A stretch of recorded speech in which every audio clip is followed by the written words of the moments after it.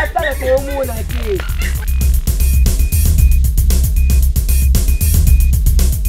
Linga kiyo mingi, Janina. D'abord, c'est la calme. Ça va ndako beba bakiti za kusudi bakiti buka la.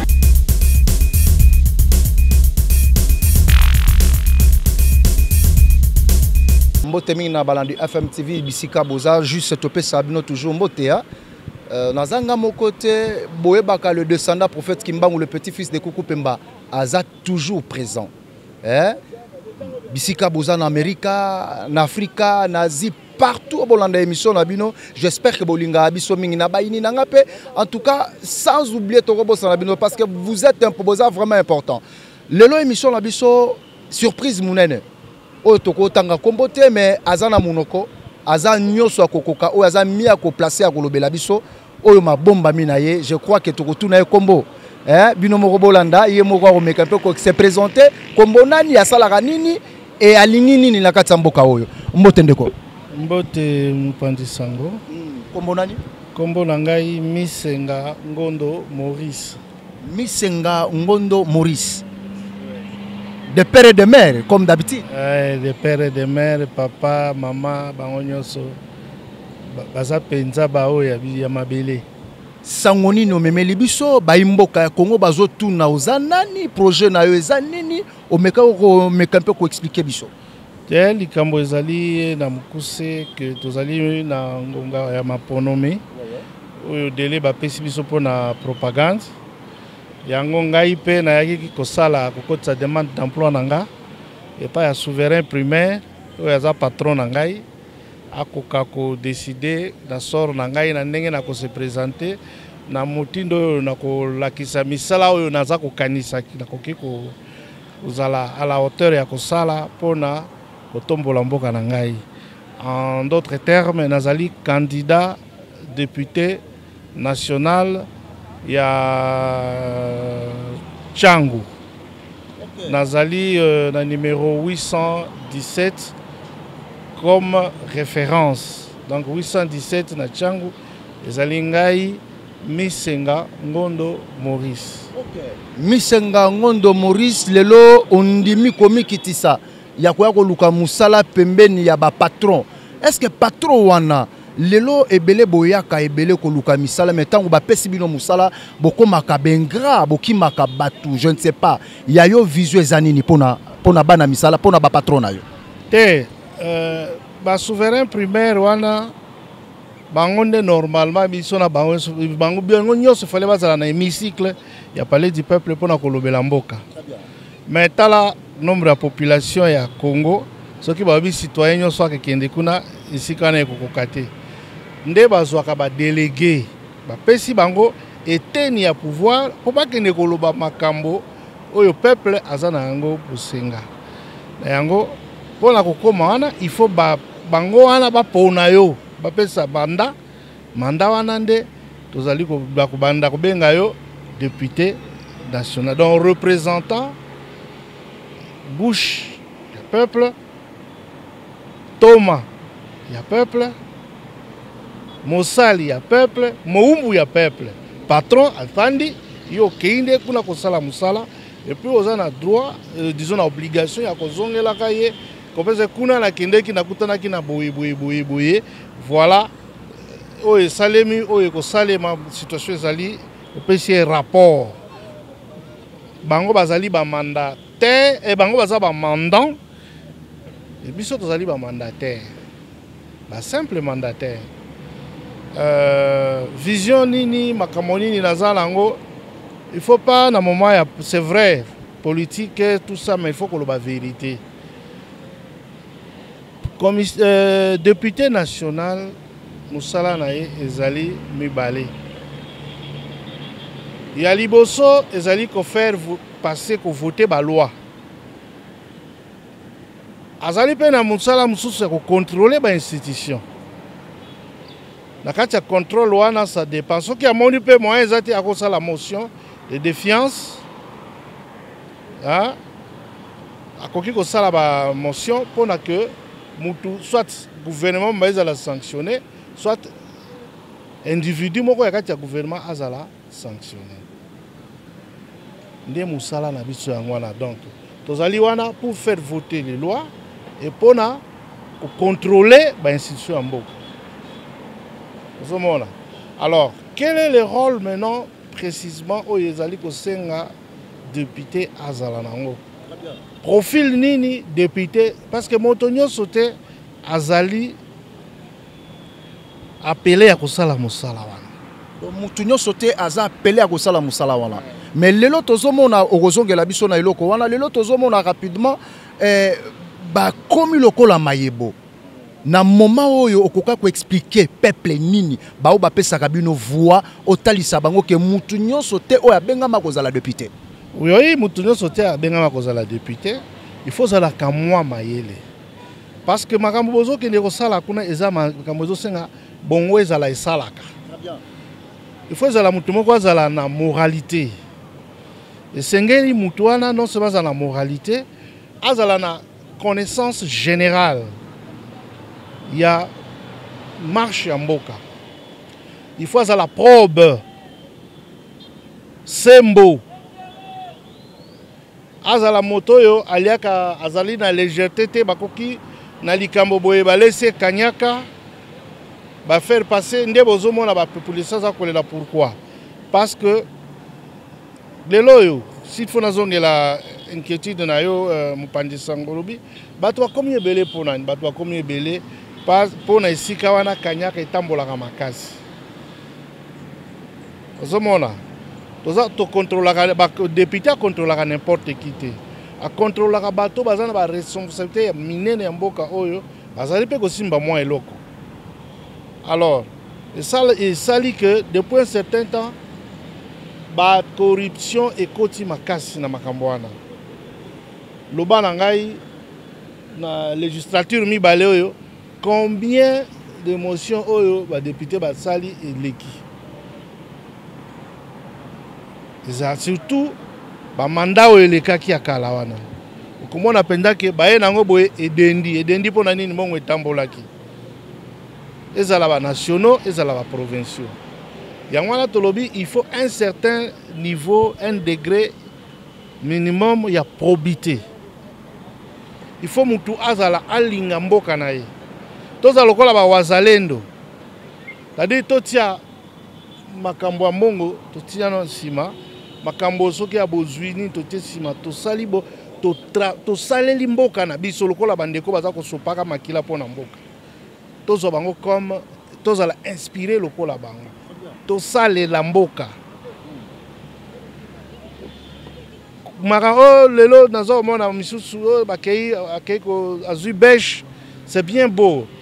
Makambo wana ya ko sala ba terrasse ni ezali makambo itali gouvernement provincial national selon ba travaux. Hein? Même comme l'État même commune. Ozomona biso ezali itali kozala na ba idée ya ko sala nini ko améliorer par des textes ma proposition de texte vie sociale otali likambo bobi par rapport à oyo esengeli na mikolo ezako ya totambola suivant directive telle osali projet na yo de loi qui soumettre yango ba enregistrer yango ba programmer yango pe ba soumettre yango na débat au défendre eloko wana nde musala na biso ozomona ya kolandela pe miyibi tozoka ba détournement ya eza lokola bato bakati nde nzolo kokokata ya miyibi kokoyoka ba million et biso bayibaka ba million moko te mibale te soki eza muke 5 millions ekendeki boye ekendeki eza nini parce que il y a une faiblesse dans le chef bateau baza appelé ya kosala musala wana biso nde tokobanda ba enquête ba nini kolandela ko soumettre yango acquis des droits na tina nini lokola elo toza na bateau ya cour des comptes tozali pe na IGF azali wana mususu na concours na yepe tozo kozwa ba élément bosali ba élément bino pe na ndenge na bino na gouvernement ya parlement bosali enquête na bino bobimisi bobi mutu tel atala boye après bengisi ye aye koloba aye kosamba boyoki ye soki kanyaka eza te soki s'il est établi que mutu wana atambolaki mabe obi yo makambo no awa abo pia yo lisusu te nde musala na biso yango wana. Je pense que soki ngambo wana rigueur ezali okomona moyibi ekozala lisusu te ba plainte ebele toza nango ba gestion surtout bato ya leta baza konyokwama mingi mpona moyibi ya bandeko na biso oyo bapesi bango responsabilité ya mboka baza konyokwama sérieusement bafutamaka mabe moto akolandela za te bourreau na bango aza wana bozwi ebele soki moto alingi aloba agogoli ye na passivité ya oyo basengeli kolandela likambo yango kosala enquête kosusciter même misala ya ba IGF Cour des comptes nini ezali nde sur base ya musala biso tokosala ekolandela musala nango petit na suka. Alors député aza moto akendaka kolala pongi na hémicycle te ya kotombola qui sont pour qui sont contre te député musala na ye jour et nuit koyoka kosala koyoka kotala esi kozonga na base na ye kotala ba besoin ya base na ye et kosala lobbying pona ba besoin na ezala nani posa wana bakoka kosatisfaire yango. Moi mutuna muke ndeko Maurice 817 c'est tant que yo zo préparer kokota na terrain eloko nini ya siko kokai komima to koti nini okokai kokote na bandeko na yo oyo bauti kosilisa manda par rapport ya mutuna bandeko batuni biso. Non, il va sans dire que prestation ezali piètre jusque là bato penza basali ndenge oyo peuple baza kozela te kanyaka eza ebele amorphisme yoka mutu penda ake na kaka po afingaka bato na nini na hémicycle mutu ake na ye aza mutu ya tela lekaka na ba radio na ba TV afingaka bato omoni ba poursuite judiciaire ebele esalemi awa misusu kutu tisiko na baza kaka en cavale pona nini ezali man ayebi mission na ye te ayebi oyo akende koluka na hémicycle te. Un député n'est pas là pour injurier responsable mboka soki député omoni que makambo eza kotambola malamu te mais instrument oyo bapesi yo ya kosalela notamment ya contrôle wana bamotion banini salela yango ke passe par exemple na télévision obandi kofinga bato ozo exhiber ndenge nini yo tango tutu makaya banini vous voyez un peu wana ozo boka libanga epa ya ndeko moko songolo mpaka te na lobi awa toza pona kobwakela na mabanga te mais ezali makambo oyo société na biso eyebi baza kobenga mutu honorable tala étymologie ya honorable wana komona mutu asengeli kozwaka ba honneur azali mutu pamba te donc azali mutu oyo aza élevé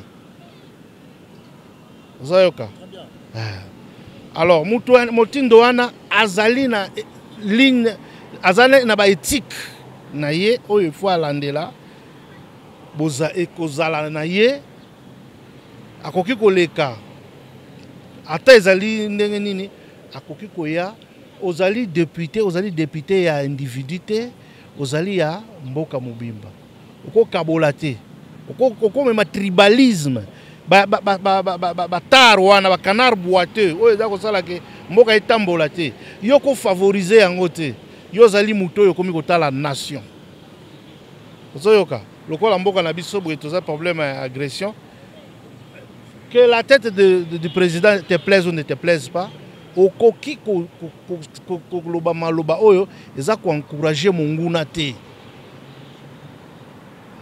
Okoki koloba yango te soko ozali député à solo. Okoki koloba yango te. Okozala toujours sima ya mokonzi ya mboka. D'ailleurs en passant naza koloba ke biso tozali membre ya USDI, Union solidaire pour le développement intégral. Mais la plateforme électorale, na biso tozali na APPC. APPC zali amour du prochain, amour ya patrie. Patrie na biso Congo. Zomona. Donc tozali wana tozaba patriote. Okoki jamais ko adopter attitude même s'il y a ni moko politique. Oyo okoki ko adopter attitude oyo ezali ko léser ba intérêt majeur ya nation te. Vous avez. Qu'est-ce que je vais apporter des particuliers? Ce que je vais faire des particuliers, c'est m'engager, il y a combat sans merci contre ba anti-valeurs. Je dis bien sans merci. Avec hargne et acharnement contre nyos oyo babengi ba anti-valeurs dans la gestion de la chose publique. Nakozala très sévère. Nakolala pongi ata mokolo moko te. Nakolanda yango penza avec détail et minutie. Nakosala nyonso. Mais nakati ya respect, dans le respect, il y a oyo bapesinga comme instrument, instrument légaux oyo bandeko basi batia pona ete tosala musala na biso. Tozali na nyonso, makoki nyonso wana. Na député congolais azako constaté azata na prétexte moko te. Constitution epesi makoki ebele. Mais olia sale lango komona bandi na ekobina. Na hémicycle, tozomona ezalaka ndire bamone bato azako bina, a des fois azako le ti ba côté na président interpellé mususu kutu. Ayebisi papa makambo salana esika nango yango te. On ne va pas gaspiller de précieuses minutes. Toko léser bandeko soki bazako landa ndenge tozako siéger ko pesa bango ba spectacle déshonorant. Na kotikala na ligne ya honorable. Et je résume en disant que tokozala très regardant dans ma kambo etali gestion ya choses publiques. Pour problème ezakuna. Le loyo chef de l'État azaraka moko. Le Congo ezali monene bato baza ebele. Biso tozali wana na musala mission oyo ba pesi ba dane ba député ezali justement ya ko épauler na secteur wana. Ko créer ko luka ba loi oyo et ko bongisa bien-être social. Ba secteur nyonso. Za komona. Ba secteur nyonso pour réfléchir, kozala na bureau. Lelo ba balingi ba bureau te mais biso to kozala na cabinet na biso oyo to de aussitôt ba makamba ba pesi ngai ba engager ngai kozala na bureau cabinet wana ya to kosala musala pona mboka. To ko engager batu ba kofutama po budget na bango ezalaka. Tango yo kaka o député azwaka autant, il y a aussi budget moko ya ba conseiller. Toko sala effort wana o eza affecté pona ba conseiller et kotaka pe ba conseiller ba sala musala. Lelo eza maloba su qualité oyo zoloba pote lobi tango ekokoma wana o changer lisusu maloba na yo. Bon, nakopesa o kaka exemple ya mokonzi ya mboka. Mokonzi ya mboka alobaka makambo oyo biso par exemple ya bitumba ya Est. Batu bamonaki yango lokola kaka maloba et ko s'envoler. Mais lelo toza wapi. Il est en plein pied. Lelo akoki kotika mwasi na bana akei akufi parce que azali ko tenir l'engagement na ye. Batu bakoka na kate. Ba o pe balobaka pona esengo bazali. Maintenant la kisi que il y en a aussi balobi pe basaleli. Et je suis du lot. ngai lokola na lobi boye na moment venu na kosalela yango. Par exemple, naza déjà préoccupé nazomona na koto mopanzo mai problème mai zo ko ba ti bansele wana tala ba bamboka lokola nsele mai penda passe l'otoliki passe ça fera makambo yo tokobundela yango toko na mais tout en respectant les normes en sorte que éco mapé esika moko vivable bamelaka mai oyo esengeli bazwaka pe courant. Et puis makambo lotissement tout ça ils ont toujours na désordre. Kota là qu'est-ce qu'il faut faire à partir de texte pour renforcer le texte les ali en sorte que ici quand on a pe to meka que protéger ba façon ba mabele. Ba bazana bozumi mais belé. Vous voyez comment baza ko martyriser ba faible. Akoya somi ba hectare na ba hectare abotolina ya babola wana. Abotolina ya babola wana. Ba conflit za belé na mopanzo yo. Et ba conflit normalement l'effort brime écrase le faible. L'effort économiquement. Mais ce qu'on a ndeli pe ba bozu yango ezape ya bango te ke lukaki asalaki alona ki pe lokote. Akeka kobuka kesa l'État. Non content ya owana abandi le sous ko brimer ba victime ya moyibi na ye.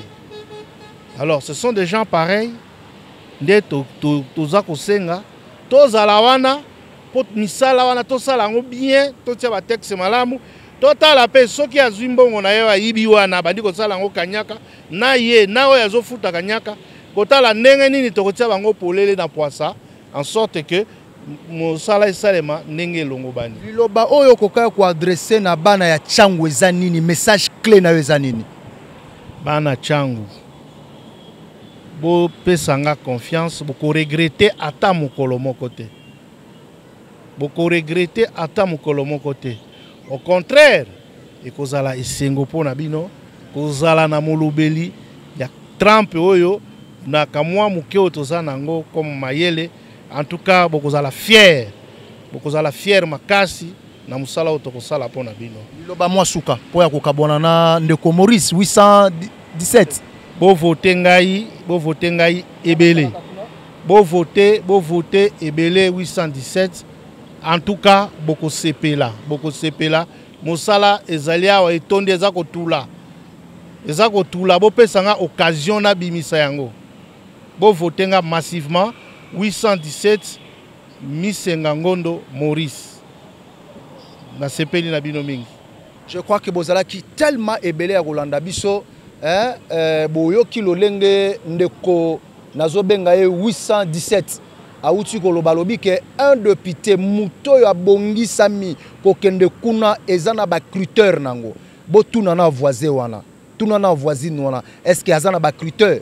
Topo akabela kio polo, topo atongeli bino terrasse, topo akabela kio bassin. Fongola misu ta yangoyo. Bandeko nanga ya Congo, bozala ki tellement ebele na yemoko assez, les descendants prophètes Kimbangu, le petit-fils de Koukou Pembana Sarabino ke na ba idéologie. Tozala ka amisa tumeto otanga ba kombote. Émission na bino ngo esili, je crois que to monani mbalasima. Boza tellement belé numéro yango na boko benga biso le peuple s'exprime. Donc s'exprimer na ndenge yo lingeli. Bo contacter biso vraiment rozala malamu mingi et bo liker et bo s'abonner na Fondation Malouwa TV et rozala esengo mingi. Merci na cameraman pe na ndeko ya zo monter pe azasi mamasini. Je crois que de temu ya Jessie bino son appelle bino mbote sans oublier le procureur. Le procureur donc il y a le procureur. En tout cas, ndeko Maurice, na sepeli mingi ko yambayo, ton invitation na yo yaki pa na biso. Je crois que population ya Tchangu ba voter yo, babi bo voter ye na maturité ko yo ka boyelandi abi 817. 817 bo voter ye. Vraiment ebela ko lobate bo voter ye parce que alobi critère. Tout na voisin na est que ozana critère wana, capacité wana yali. Je crois que tout le monde a nimbalasima. Émission na binango Cécile. Bye bye.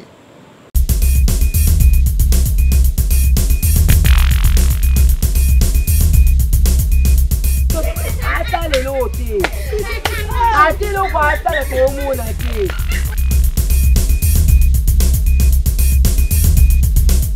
lingaki yo mingi Janina Madame Sanjana Kalamu. Tala banda ko beba bakiti za kusudu bakiti buka la